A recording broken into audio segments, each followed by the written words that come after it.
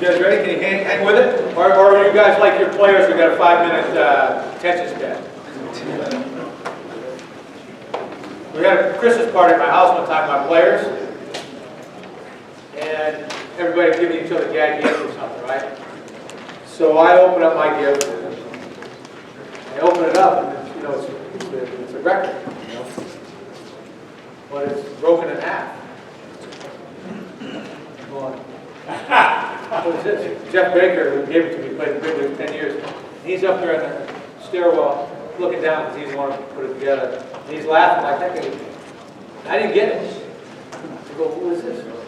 He goes, Coach, you're a broken record, man. You tell us the same thing 10 times. I go, gotcha.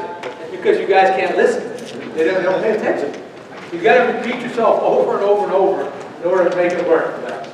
I had the best of the best, so I'm thinking you guys are probably getting some guys that have a little less attention span and motivation maybe than some of the guys I had. But you know, I was told, I said, you know, fellas, I tell you one thing. You guys get up in the morning, you guys come down to breakfast, and you probably have checked Instagram and your Twitter and see how many likes you got, see if your girlfriend called you. You know, see how many phone calls you missed. You know, try to put a little hair, you know, wet, you know, stuff on your hair to make them believe you took a shower. Because I had a rule: I don't want to see you in the morning until you've taken a shower. You come down to breakfast, you take a shower. You got a collared shirt on. You got, you know, covered your toes up. I don't want to see your toes while I'm eating breakfast. And I said, the difference between you and me is, I get out of bed in the morning. I get out of bed. Look down the hall in the hotel and hoping somebody opens the door so I can say, hey, want to get your ass kicked today? Would you like your ass? Are you looking at me? You better not be looking at me.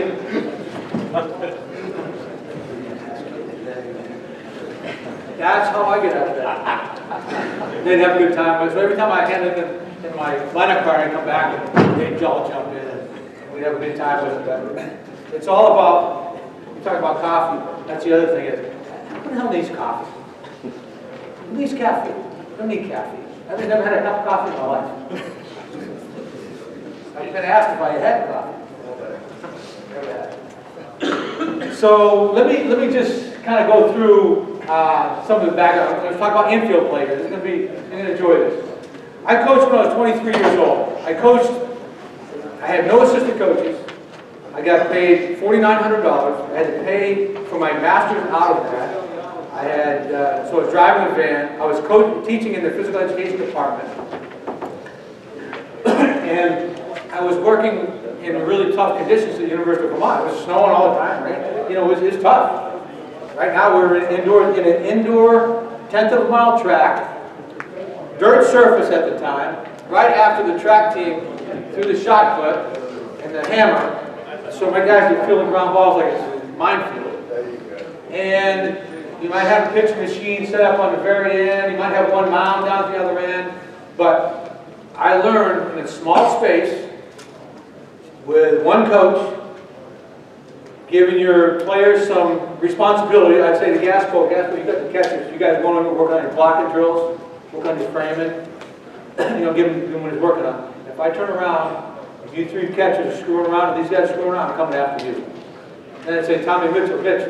Take the outfielders. You guys are working on your drop steps, catch the ball with two hands, working through the ball, throw out, throwing through, whatever it might be. I said, if I see anybody screwing around, I'm coming after you.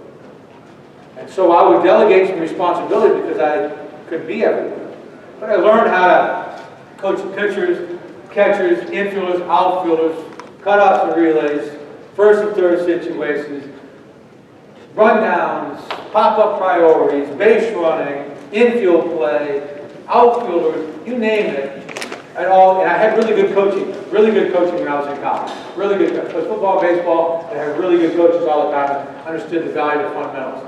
I moved down to Western Carolina University, so I was there for 5 years, went down to Western Carolina University for 9 years. 9 years at Western Carolina, the weather's a little bit better, but we're still in the parking lot. We're still doing rundowns in the parking lot. Still taking ground balls at time when the frost is coming out of the ground. Still working on cutouts and relays in the parking lot. still bunting out there, still bunting in the cages, still having to improvise all the time.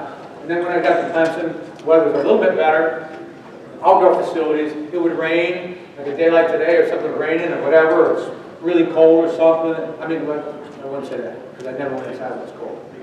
Rain, if it was raining, I'd say, these guys would go, what are you doing today, Coach? What are we going to go? We're going to go to the gym. We got the gym. We got all kinds of things we're going to do today. What blew these guys' minds, because they were used to being from the South or from Florida or Texas, wherever they're from, they hadn't practiced much indoors. So I know at times you're going to be in the gym, I know at times you're going to be in the cages and so forth, but the difference between those, I've learned how to make adjustments on the fly. Fundamentals and attention to detail have not changed. I talked about detail earlier, I gave you that story, and I've always been a guy who said, okay, if I allow this to happen, defensively, it's going to, if you give a kid an inch, he's going to take a mile. It's just the way, it's just human nature. So if you tell a kid, you know, make sure your barrel's flat, it's going to go below. But field the ball in the middle of your body, he's going to field it over here before it's all over. So that was my mindset going into these fundamentals of infield play. What works for us and our players, I'm going to show you. Development, when you see success on the field, there's a reason behind it. If kids throw the ball properly, there's a reason. There's a reason. They've been working at it. It just doesn't happen. They have to stay with their fundamentals. Players making plays, there's a reason behind it. There's preparation, there's fundamentals, and there's repetition behind it. I always had a plan in my mind when I was working my infielders that I believe, if you believe in what you're teaching and believe in your plan, the players will believe in it. I believed in my plan. I had great college coaching. When I became a freshman in college, I started learning fundamentals of this game. I wish I'd known it 5 years earlier, but now I'm really understanding this game. I'm starting to get a feel for it. Believe that technique makes a difference. Technique in any part of this game makes a difference. Your technique when you pitch, your technique when you hit, your technique when you field, technique when you throw makes a difference. So you have to accent that. Believe in breaking the skills down by a step-by-step progression.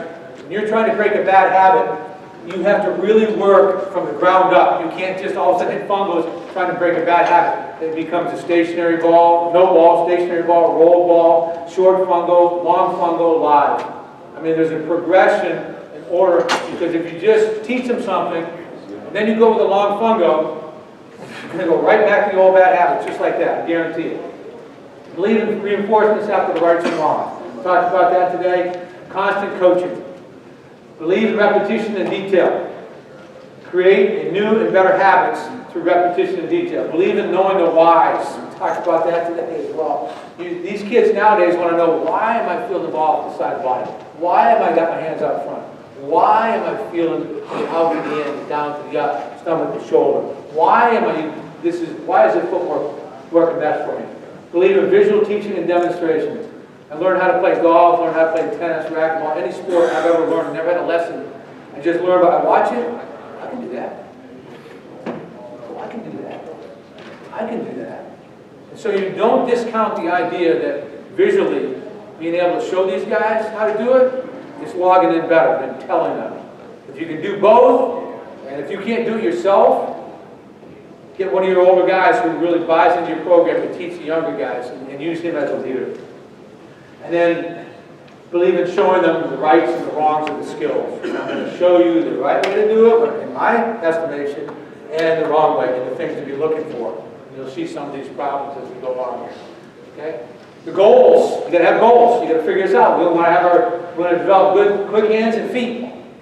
So we want good hands and feet. We want conditioning and good conditioning. We never want fatigue to be a factor in whether we win or lose, or whether we are consistent or not. We want to be consistent in what we do. We want these kids to be consistent so you know what you're going to get out of your infielders. Physical and mental preparation. Your infielders have to do what?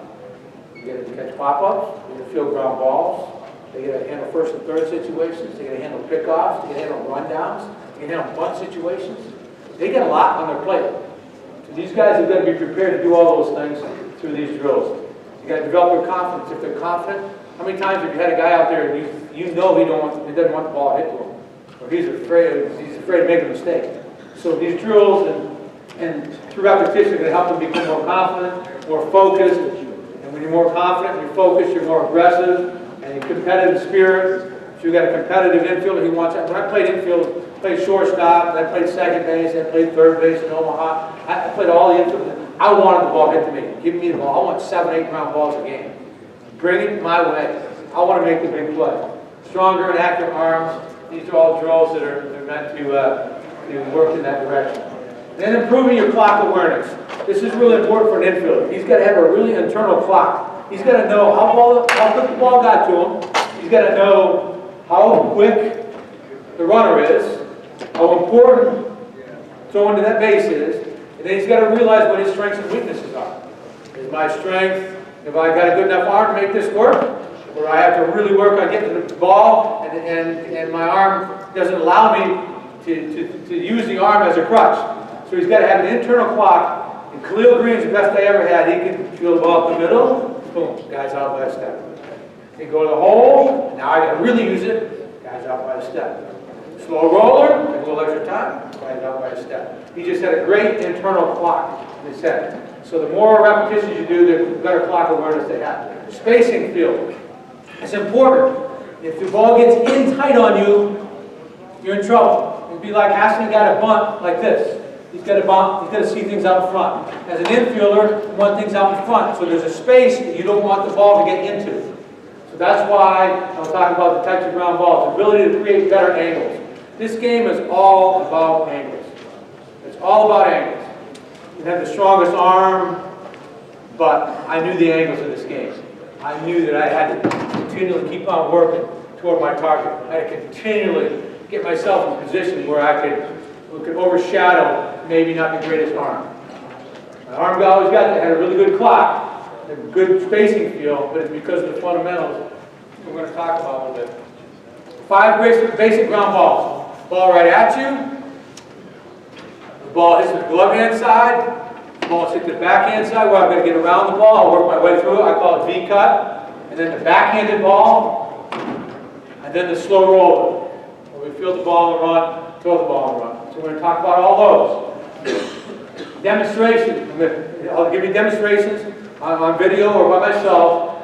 And show little progressions, roll ball, short fungos, live fungos. And we're always trying to get 3 bounces.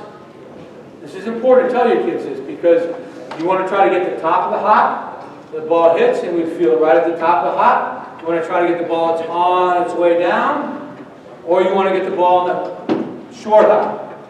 The ball that you want to try to avoid, the one that hurts these kids the most or gets them in the most trouble, is the in-between hop. The ball that hits, picks up some top spin, and gets inside the space.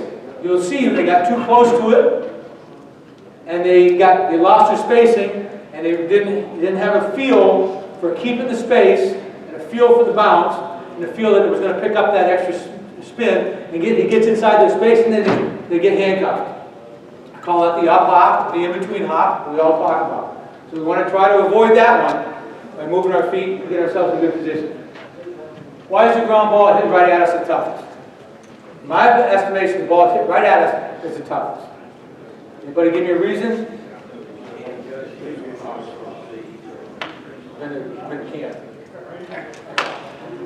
It's tough to judge the speed of a ball when it's coming at you. And the analogy I use, if you're standing in the interstate and you got a Mack truck, you got a truck coming at you, you don't know whether it's going 55, 65, 85 coming at you until it hits you, and you might know. But if you're off to the side of the interstate and you see the bus going down or a truck going down, you go, man, he's going 55. Man, he's going flying. He's going 85. You can tell the difference. So the angles off to the side, you can tell speed better. Okay? The other thing is, it's tough to judge the distance of the bounces. Because something hit right at you, it's like the analogy I use in Kentucky Derby, and you've got all these horses coming at you. You're standing there. You don't know where their hoofs are hitting, you're just seeing them get closer to you. But if you're off to the side, and you're watching these horses go, you see where those hooves are going to hit every time. And so when a ball's off to the side, you have a better idea, logging in your mind where that ball's going to bounce. Third thing that I would tell you is that when a ball is hit right at you, you have a tendency to freeze. And you want to be moving toward the ball. When a the ball's hit off to the side, your mind takes over, I gotta go get it. Ball hit right at you, the kid has a chance to show everybody in the stands how much flair he can throw in there, how much style he can throw in there. So the kid hits the ball right at him, oh man, and they blow it. Because I've always said that the easiest ground ball requires the most concentration. The easiest ground ball requires the most concentration. Because that's when everybody lets their guard down. If you go off the left, boy, you're locked in like a fighter pilot. You got to go get it. You don't have time. You don't have time to throw a lot of flair in it. You got to go get the ball. So those are the reasons why we work on this one to begin with. So we're going to attack. We're going to attack. We're going to try to create an angle. We're going to try to keep our palm open to the ball, elbows in. If your elbows are out, the glove starts to close off. I say, hey, you paid $150 for this glove. Show all $150 for the ball. Don't show 100. Don't show 75. Don't show 50. Don't show 0. Because it's got to come back to here before you feel it. So keep all $150 of that glove open to the ball all the time. If the lights go off, hits the sprinkler head, hits the edge of the infield, takes a quick, you have a chance. But you don't have a chance here. You're going to get handcuffed. So I try to tell these guys to keep the glove open to the ball.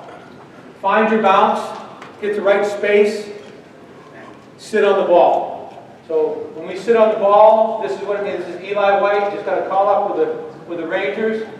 There's our shortstop. He's from Wren High School. And Eli is in a really good fielding position right now. He's got his feet just a little more than the shoulder width apart. He's got his hands out front. His eyes are looking down at the ball. He's got good spacing. His hands are out in front of him. He got his butt down. If his butt is up in the air, hands drift underneath you. So the butts have to be down. So we can feel the ball out in front, from the out to the in, down to the up, stomach to shoulder, in that order. Once we feel the ball, we're going to move it from the out to the in. So it looks a little uncomfortable, but he's not. Here to here. Because the reason I like going from out to the in and getting your hands out in front of you and bringing it in, because if you change the oil in your car, it's going to be in the engine, right? If you change the oil in your body, if you change the oil in this body of mine, it could be right here. And I can change the oil on my knee, my shoulder, my right hip, and change it in the middle of the body. This is the engine. So I bring it into where I'm most balanced. So this would be our next step. Next step after this would be to work on our footwork to throw. So these guys right here, this is Tyler Krieger. He just got a call up with the Indians. He's going to be a good player. Eli's going to be a big leaguer as well. So just watch these guys go through this drill right now where we're just working on, and this kid played professional baseball as well. I'll see if I can slow this thing down to the right spot.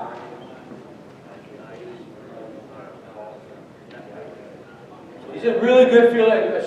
I did a little bit too late, but he's in really good fielding position right now. He's working toward his target. He's got his hands out in front of him. He's got good spacing. He's fielding with two hands. Bring it into the belt buckle, so he's got balance. Jay's fielding the ball just a little bit off center. I like to feel the ball on what I call the glove hand eye, which is this side of my body. If I let it drift just a little bit, one of the things that I dreamed up in the middle of the night too is trying to keep the ball between your head and the base. As soon as your head drifts ahead of the ball, we've got ourselves a little bit of a problem. So I like to try to keep the ball between my head and the base. It might be slightly. If I tell the guy to feel it glove hand eye, he might feel it center. If I tell him to feel it center, he's going to feel a little bit here. If you tell him to feel it here on the hip, next thing you know, he's feeling it on the right side of his body in a tough position. So this would be, let's see if I can stop this one. Boom. He's in a pretty good position. You see how he's leaning and working his way toward his target? So he's got just a little bit of momentum going. Next thing, that once you feel the ball, we want you to throw and follow your throw. Nose, what I call nose to leather. TR talked about this last night. I was talking about throw the ball and make sure that you stay on your target. Keep your nose on your target till it touches leather. So these guys are moving toward their target before they peel off. Fielded.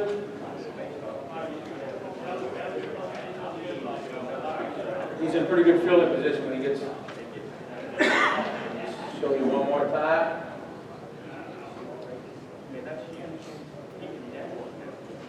That's a really good fielding position right there. He's in a really good spot. His head is down, his butt's down, his feet are exactly where they need to be. He's fielding the ball with his glove hand eye. He's down low as the ball. He's trying to get down below the baseball. When I first started working at the University of Maine as a freshman infielder, my coach made me start like this. This is how I started.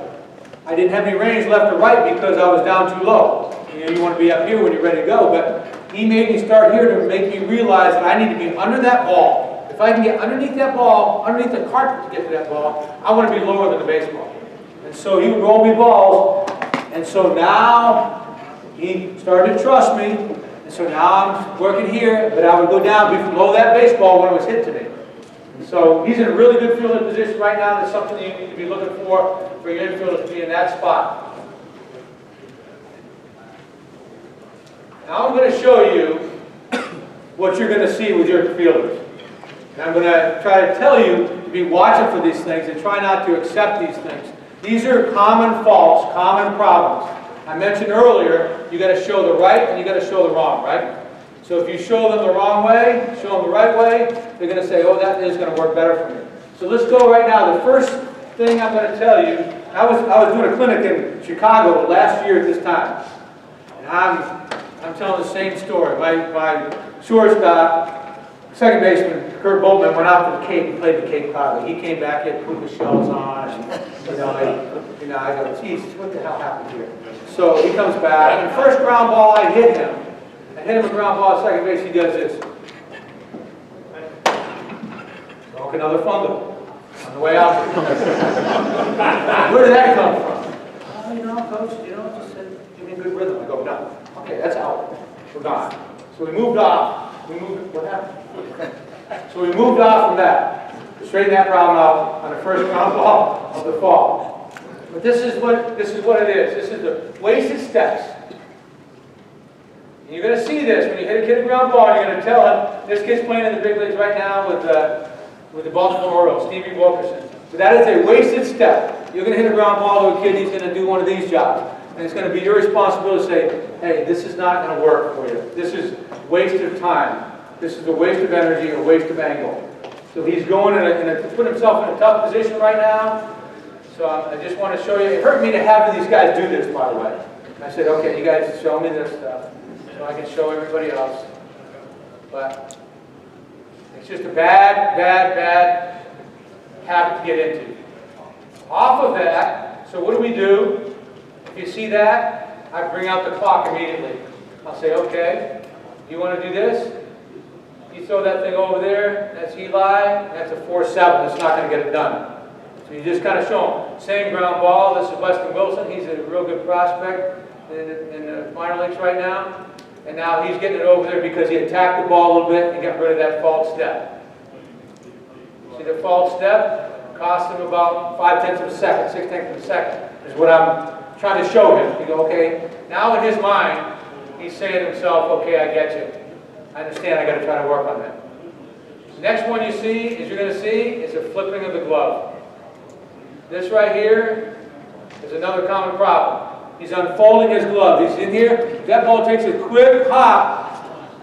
He's above the ball, number one. Number two, he's got to go down to get it. Number three, he's got to flip his glove over. So he's putting himself in a tough position. So why not travel lower? Why not keep the glove open? Why not get yourself in a position to field that ball without flipping your glove? So this is another thing that you're going to see, and I hope you'll recognize it enough to try to eliminate that problem. Next one is the common problem you're going to see. See how level his eyes are? His eyes start level, they stay level, and now he's down with the ball. Okay, and this guy is going to exaggerate his eyes. And you'll see that. You'll hit a ground ball, he'll go like this. And it's almost as if you told a hitter, I want you to hit by doing this. It'll be really effective.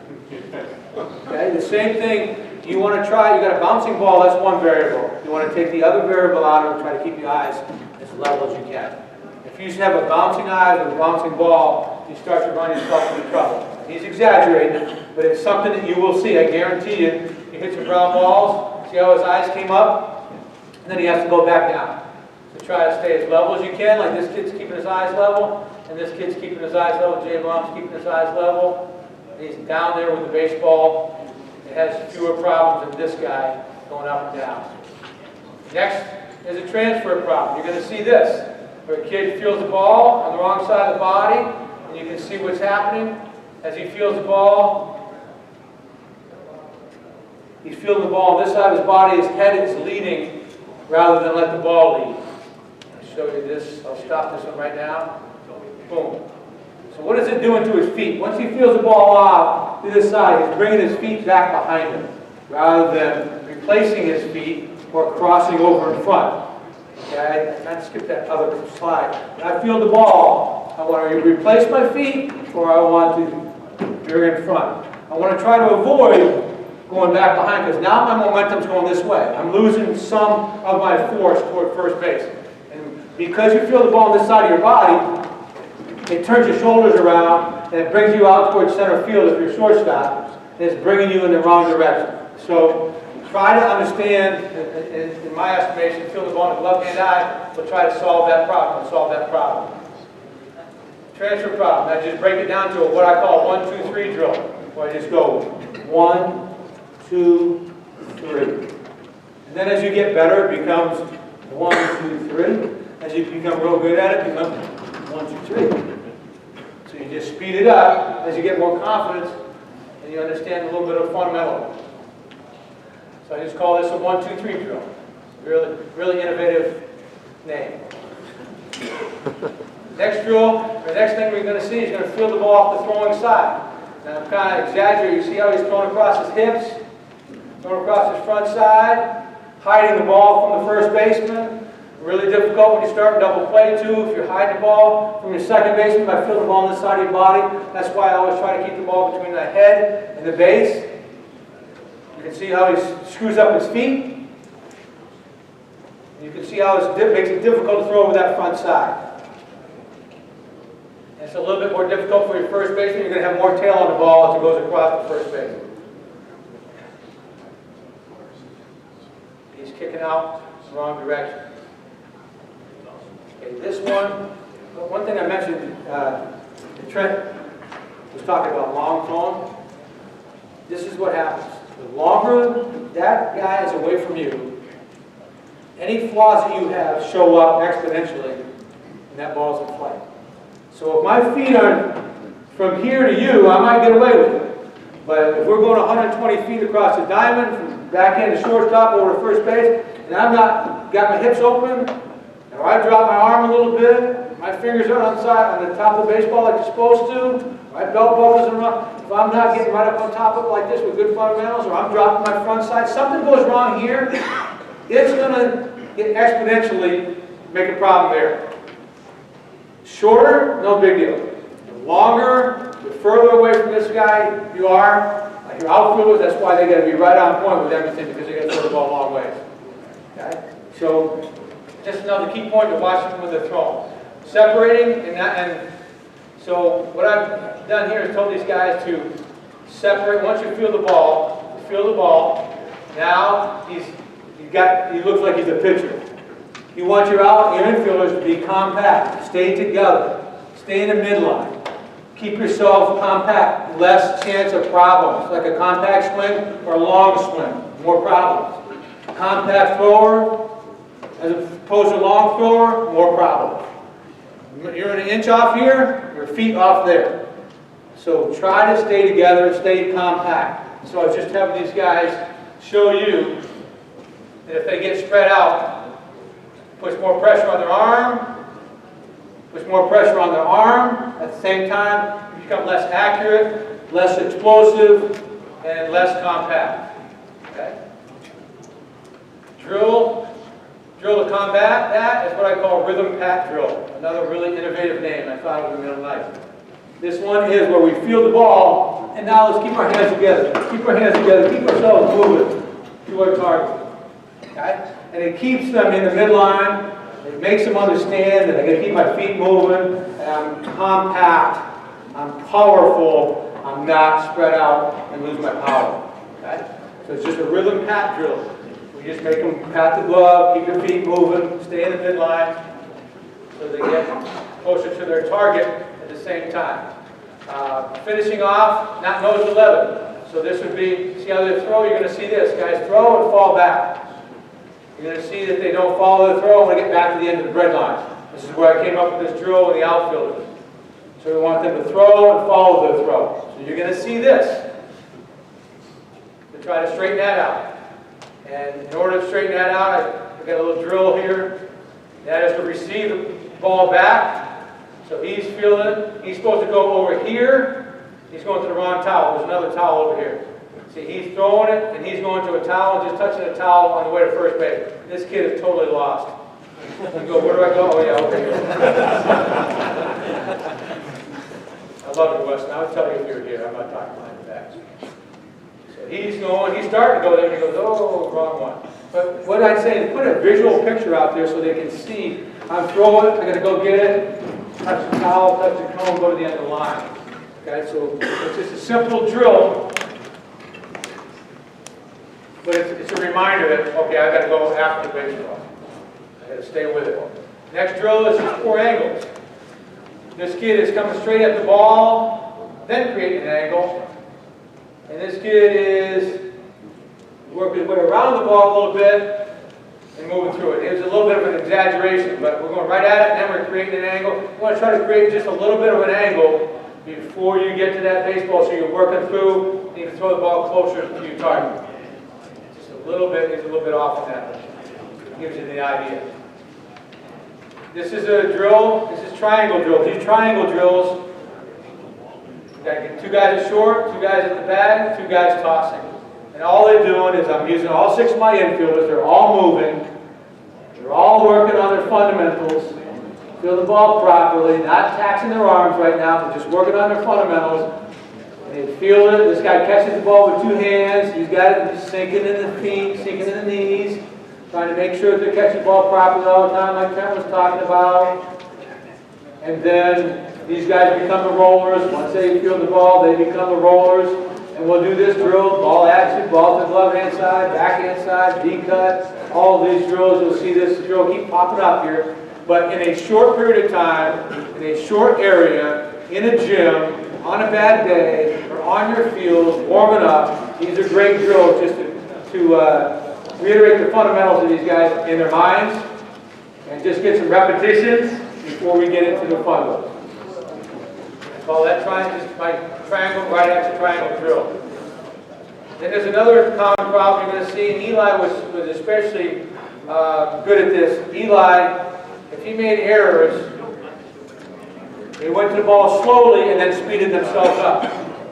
Stevie's going to the ball quickly and then slowing himself down. He's going to the ball quickly and then slowing himself down, getting control. He's going slow and then trying to speed myself up, and that's where he made his throwing error. So kind of keep an eye on that. He's going to the ball slowly and trying to speed himself up. So watch how they move to the ball. It's kind of a little bit like the throwing drills, you know. You catch the ball dead-footed, then try to speed yourself up, you're in trouble. You can do some work. Do some work ahead of time, so when we field the ball, we've got some momentum, and we can slow ourselves down and be accurate. Next drill, is fielding the ball underneath you. Next problem is fielding the ball underneath you. And I'm having these guys purposely field the ball back underneath them. And you can see it puts him in, he's fielding the ball out front, showing you the right way. He's fine. And then you're going to see that he's in a pretty compromised position right now. That ball got underneath him. He didn't keep his spacing. He's got his butt up a little bit higher. His hands drift back behind him. So he finds himself in a tough position.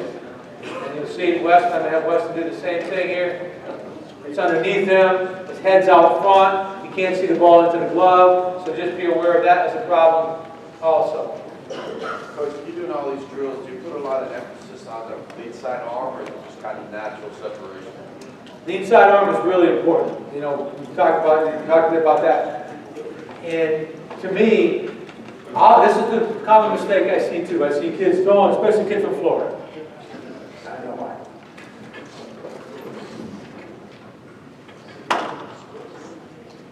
Why? So what I would do is take a ace bandage, tie this guy's arm right to his body, and say, okay, let's play catch all day like that. See how you like that? And he'll all of a sudden go, geez, I need this front side. This is part. This is part. That's why this rhythm tap drill is good. That's why we keep our hands together. That's going to go out and it's going to come back. It's going to go out and it's going to come back. These two things work together. They work together. They don't work down here. I'm trying to go in this direction, so this is going to come back in that direction. I can't go down to my waist. It's like a pitcher. He's going to flop in front side. He's going to wear his arm. He's going to wear his shoulder. He's going to wear his elbow. He's going to be inaccurate. Not going to be able to throw it. But if you keep these things together, you get a chance to be compact, and they work together. Yes, big emphasis. Big emphasis. Doing the throwing drills and through these things. Okay, glove hand side. Let's talk about this. Glove hand side. Now we're going to just walk into our stance. We talked about this last night. I like the idea. I go right, left, and then I'm ready to go. Who is the person on any sport that has to move as quickly as possible and be in the best athletic position? I think it's the guy returning the serve on a 120-mile-an-hour tennis serve. That guy has got to be, boom, they're on a move. That ball's on them now. So they've got to be in the best position. So you watch how those guys get into it. They'll get here and they're ready to go. That ball makes contact, they're ready to go. So just find the best athletic position for these guys to be in. He's taking a little bit of jab step, then he crosses over, keeps his head low. Now he feels the ball is hit right at him. He squares up his shoulders. So we would just do roll balls like this until they get the idea that they're not closing off the glove. Still want to keep that thing open. And then get myself down, okay, and feel the ball as if it's hit right at us. The drill that we'll do off of this is this. This is, I put 3 cones up. Again, I'm a visual guy. So what I do here is I throw balls up the middle. I've got the 3 cones, so they line their shoulders up. See where his shoulders are? They're lined up to the cones. So I've taken them up the middle, and I don't want him to drift out here and drop the arm. I want him to feel the ball and realize he's got to get his shoulders, get his body, get in a good throwing position, so he's ready to go down the line. So I just put the 3 cones out there. Just call this the cone drill. These guys are executing this pretty good. This is Stevie Wilkerson, really good athlete. See how he gets squared up, he gets in a really good position. He's strong, he's powerful, and he's compact. He's got his hands in front of his body. He's right there, he hasn't spread out. He's got his chin, front shoulder, outside of his left knee, outside of his front heel. Everything is pointing in the right direction. He's got all his checkpoints. He's in a really good position. That's why he's a really good player and why he's playing in the big leagues. He's just really athletic. You can see how he's getting uprighted. All right, he's trying to get in the spot. He's a little bit less athletic, a little bit higher. Why he didn't play as much.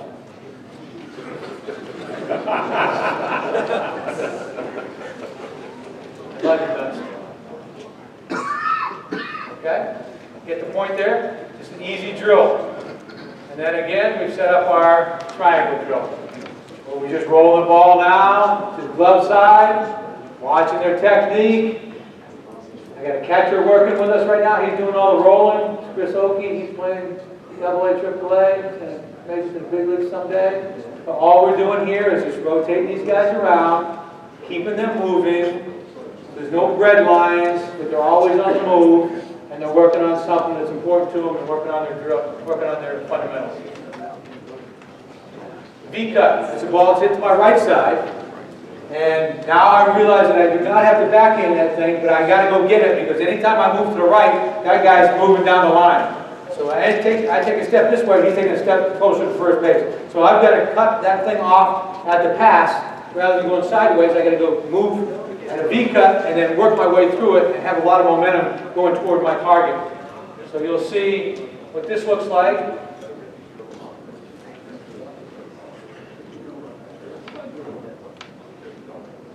Okay, you just cross it over, realize I don't have to backhand it, but I got to go get it, and now watch me field it and move my way through that target. I've got to get my momentum going. Boom. He's already moving toward his target when he feels that ball, because he's got to break his momentum from going to the right, and he's got to get momentum going to his target. Again, we just put a cone out here, try to roll the ball, just kind of exaggerate. We're exaggerating this a little bit, making it move around the cone. So they get the idea that I've got to work my way through, and again, it's just a visual type thing for them. It's a simple little drill. Okay, now I've got to go. And then again, we just throw this into a triangle drill. We're rolling the ball to the backhand side. We kick through it, throw it to our partner. Now they're just switching positions now, so we want to move all the time. Not going, because they're going away from their target, we just make this a triangle drill, but they just switch positions with each other.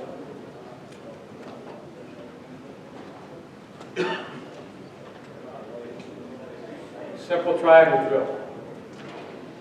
Next one we have is the backhand. This one, fundamentals here. He wasn't particularly great at the backhand, Tyler Krieger, because I'll tell you why.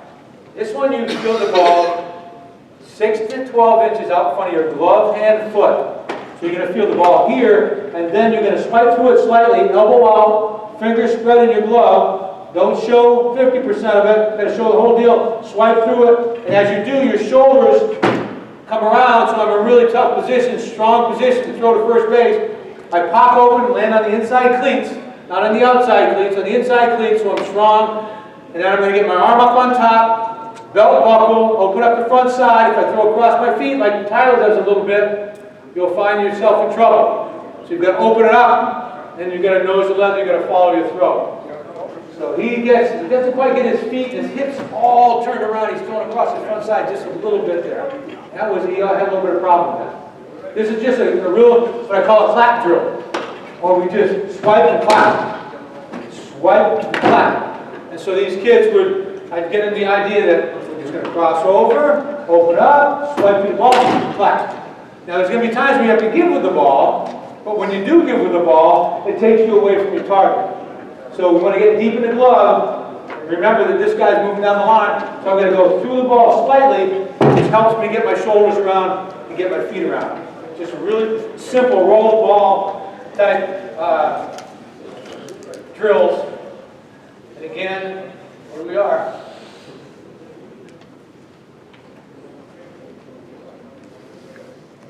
Triangle drills.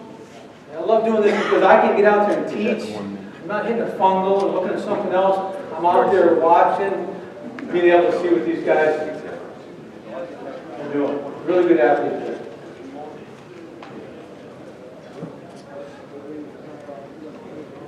Notice that once they feel the ball, they're getting themselves in a power position to throw the ball across the nine. Next thing we have is a slow roller. We took our best athlete and had him show you how this one works.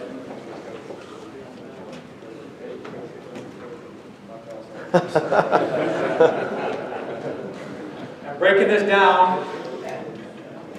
You're going to feel the ball 12 and two-handed, 12 to 18 inches in front of the throwing heel. 1, to the middle. 2, break the hands. 3, and when we break the hands, belt buckle to our target, plant on a little tail, glove to the shoulder, and you got to have a good angle. I always hate it when kids throw it and end up over here. So we do a drill where we throw the ball and then we get the ball back from the guy we just threw it to. So it goes back to the end of the line this way rather than that way. It's a simple thing. Aim is athletic. Slowing it down. All right. I'll show you. So those are the fundamentals of that. We do exactly what we just did, and that is break it down, no ball, roll ball, light fungo. This is the one-handed, so this one requires, you can go to the ball, get the ball quicker, you're going to feel the ball now a little bit outside of your left glove foot. Feel it, 1, 2, 3, 4. So you got one extra step in there, but you get to the ball quicker. And you also have a tendency to be a little bit more accurate with your throw. It's very different. Derek Jeter was really good at this. Really good athlete was good at it. But one-handed, I was always two-handed. They go, you know what, I had a tall shortstop. It was difficult for him to do this. He'd come in here and boom. I said, wow, he's got this down pretty good. I'm gonna have to adjust my thinking here. So again, fielding the ball, you got one extra step in there, always gonna throw off the right, the glove's gonna come to the shoulder, belt buckle to our target, arm parallel or better. Okay? Nose to level. Count for a little bit of tail.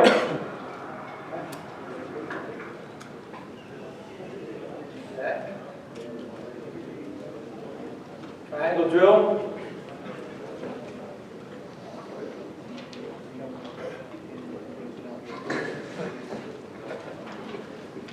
Ray, what time is that? I came a long ways, man. Yeah, I know you did. We got a meeting after this. A meeting? Okay. All right, so this is just a little drill that we do with our infielders. Then we throw in a no panic drill, which means I'm going to bobble the ball on purpose, keep myself, I've got towels out there to show my angles. We bobble them, keep their feet moving, they have fun with this, they do a little bobble ball, and keep themselves moving and get themselves in a good throwing position at the end. Okay? I'm going to show you,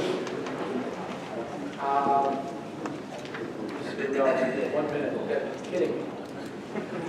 Communicate during pitches, between pitches. Your kids don't talk anymore. They text. If you could text the shortstop, they text the second base. They make sure you're at second base on double play. Right? Or maybe Instagram them or something, or Facebook. Make sure you're there. Ball taking.